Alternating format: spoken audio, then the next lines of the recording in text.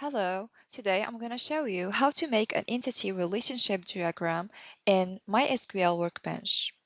First of all, we go to Database, then Reverse Engineer.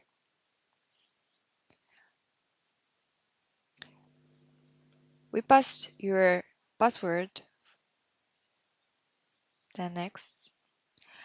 I'm gonna make the ERD for my base United Nations, so I'm gonna just click it.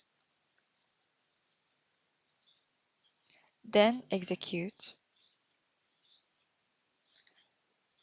Next and finish. And right now, our ERD is successfully generated. We can see the different relationships between each entity and each table.